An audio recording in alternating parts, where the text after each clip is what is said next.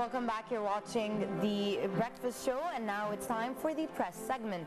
And I'm very pleased to have with me Dr. Waleed Naggar, political analyst. Good morning, sir. Good morning. Now, let's start off with a national newspaper, Al-Ahram, which reads, Egypt seeks to activate its membership in the African Union. President Adli Mansour met with Senegal's special envoy, Macky Sall, who delivered an invitation for the president to attend the Francophonic Summit, which will be held in Senegal next November. Mansour met also with South Sudan's foreign minister, who delivered him a message from President Salva Kiir. After the meeting, Bernabé told Al-Ahram that freezing Egypt's activities in the African Union was not a right decision. Now we have a report in detail so that it will help us more understand this piece of news. So let's take a look at the report and be right back.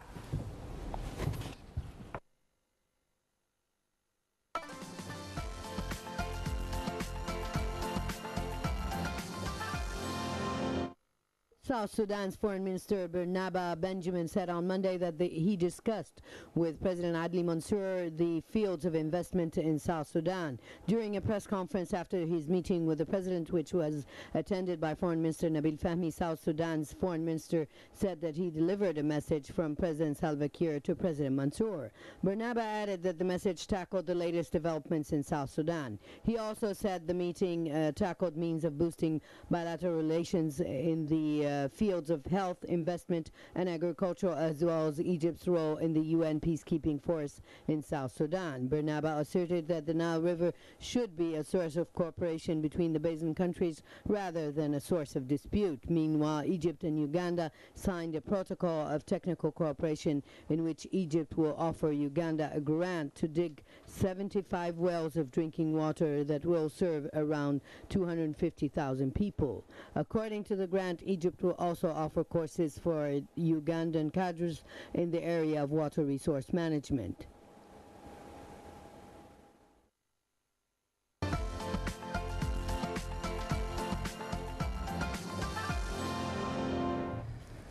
Welcome back. And now, what do you think about Egypt attempting to regain its regional effort with regards to other African nations? Actually, this is a very good step from Egypt to do its best and try to have links with the other African countries, because Egypt without Africa cannot do anything, and Africa without Egypt also cannot do anything. So, and as we see also in the statements of the responsibles and officials, they confess that the decision of suspending Egypt membership was a very bad decision, or was a wrong decision. Was it a very political decision? Definitely, yes, definitely, and it was, of course, misled by other rumors and other misopinions or other misjudgment of the situation, definitely. So, but I think now they are on the right track, and I think they have to do or have to take good steps forward in order to put the actions or put the decision into actions. During the visit, South Sudan delegates stated that the Nile should be a means of cohesion between Nile Basin countries, not a source of dispute. Right. That's very true, because we have been holding a lot of accords regarding the Nile Basin and the union of the Nile Basin countries and the way they must cooperate together, because you don't have another way. I mean, all the Nile countries, all the Nile Basin countries must cooperate together in order to do the best for the peoples in all countries. And I think the decision of Ethiopian government for the time being of building the dam and changing the path of the river is a very bad decision, and it will cause a lot of disputes and problems, not just with Egypt, but I think with other basin countries too. As we've seen, the situation of Qatar against Egypt raised the other issues with other Gulf countries. We have Saudi Arabia, Emirates, and Kuwait also take a negative situation from Qatar. How do you assess Egypt's current diplomatic efforts towards the Ethiopian situation? I think the Egyptian diplomats are doing their best in order to contain the crisis. However, we have also to seek the international law and we have to seek the international court regarding this action of Ethiopia, because we are all governed by law, and law among countries have to do with accords and conventions, and we have a lot of conventions regarding the preparation or regarding the organization of water use among the basin countries. And Ethiopia is not doing according to these accords and conventions. So we must seek them in the international court in case this insisted, because we are talking about now finishing 30% of the project. So I mean, you have a few months more, and you will be finishing 50%, and then you are facing a reality. It's not just a project or an idea, So we must move faster than we are doing now. With that, we move on with the same newspaper, Al-Ahram. Al-Biblawi receives public medal. President Adli Mansour on Monday presented former Prime Minister Hazm al-Bilbawi with the medal to honor his efforts. Al-Biblawi met with Mansour at the Ittihadiyya Presidential Palace on Monday to receive the medal. Following a 15 meeting with the cabinet, Al-Biblawi said that reform cannot take place through the government alone. So what do you think of, first of all, his statement, and also the current formation of the cabinet that holds many of the older ministers? Actually, the movement to recognize Biblawi efforts is a good step, because Biblawi, as an Egyptian official, he did his best as far as we've seen. However, he was not that lucky in order to contain all the problems or all the protesters. Yet he did his best in containing the problem. And the step in recognizing efforts of any official is a good one, because it means that they are patriotic people and they are doing their best. And also the statement of Blawi is encouraging people to cooperate with the government, and it shows also his good intentions toward good wishes to the new government.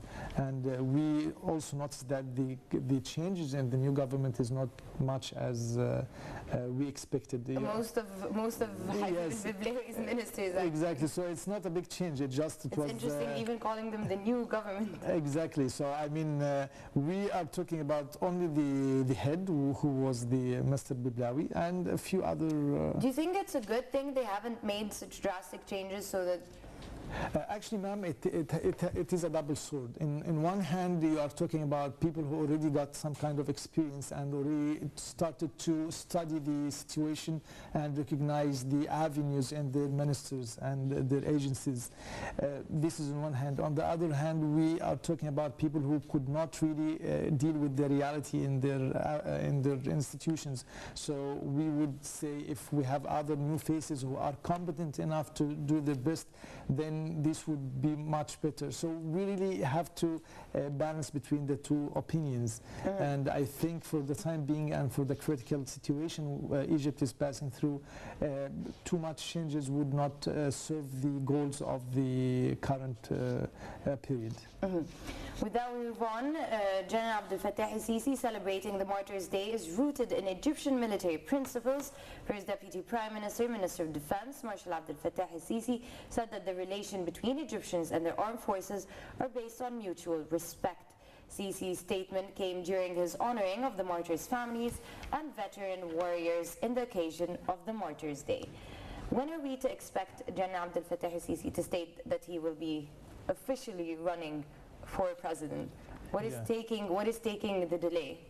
What's causing the delay? Yes, actually, I think it's not a delay. I think it was hinted in so many occasions that he will be running for the presidency. However, Mr. Sisi, I think he's an intellect. He's an intelligent intellect. He's not just a presidential candidate. He wants to do something that is touchable, materialistic, so that his actions would speak louder than his words. And this is a very intelligent move, Like we we've seen him calling for the 1 million units with the United Arab Emirates. Yeah, for the housing. For the housing, this is a very good step forward, and he wants his actions to speak louder than his words again. So he's an intelligent candidate, and one day after another it proves that he's the only one perfect for the situation for the time being. So I think he's not delayed. He hinted, and a lot of people know that he will be running, and I think he needs people to ask him, all people, to ask him to go for the presidency. So I think he will be waiting for this critical moment, and I think this would be good for all parties in the arena. So evaluating the situation beforehand. With that, we move on. 4 defendants referred to criminal court for spying. Egypt's general prosecution has ordered the referral of what it described as a terrorist cell to a criminal court on charges of collaborating with Al-Qaeda. According to a statement by the prosecutor general released on Monday, the 4 defendants accused of being members of the cell are Egyptians, and then it states their names. The 3 Egyptians are in detention, while Al-Asadi is at large. They face charges of providing Al-Qaeda with information on the Egyptian army and their bases in Sinai, attacking military and police personnel and institutions, jeopardizing the safety of the society, and attempting to overthrow the government by force, amongst others. How do you assess the current efforts to combat terrorism, specifically in Sinai? Actually, the Egyptian army is doing its best in order to to surround all the violence in Sinai. I think they are doing the best in this particular point. However, we've seen that a lot of trials from Al-Qaeda, from other terrorists in the area, and we all know them. And I think that the plan or the strategic planning that the Egyptian army goes by is, for the time being, represent a good way of facing the terrorism. However, it's not enough, because we've seen a lot of bumps and a lot of violence in the street. We've seen the terrorist young people terrifying students in the universities, and holding back the underground, and doing a lot of... What can the university do so that there's a sort of mechanism by which these students can voice out their opinions and don't feel the need to conduct such violent activities like a student forum, student council? Actually, this is a very critical question you are raising up, because we've seen and witnessed a lot of activities like the Model United Nations, the Model Arab Nations, and we've seen a lot of diplomatic or student diplomats in this avenue. However, I think the organization of the activity itself is not well fit in the student activities, in a sense that only very special students who can run for such activities, and a lot of requirements would be... No, but I mean something informal, like thinking outside the box, because obviously these students will not stop the violence, will not stop doing this. So if there's another means of tackling their issues... Right, ma'am, I'm saying you are raising a very important question, and I think that the government or the people in the universities, I mean the officials in the universities, must understand that they have to lead an intellectual battle. It is an intellectual battle, so they must... Interesting intellectual battle. Yes, ma'am, it is actually. And they, in order to win the intellectual battle, they must converse with the people, with the students. They must converse them, and they must teach them how to express their anger. They must teach them how to act and how to react to the situation, to the decision, and to the political scene in general. Because without teaching them how to react, then violence would be the only solutions, because students are young-aged people, you know. I mean, they don't understand anything except for the force, because they are powerful enough to express their anger in violence. So in a violent way. So I think the universities must teach students to how to react to the political situations. They must also educate them about politics in general. They must hold seminars. They must hold conferences explaining and encouraging people to present the students. I mean, to present papers and their opinions. If the students could present their opinions in a paper like this, then 50% of the violence at once will be disappeared. You imagine that? Because you put your anger in a paper, then you will be saying it on public. So what else do you need? You already expressed your opinion, and in order to write something, you have to refer it to other books and other references. So this will make you think.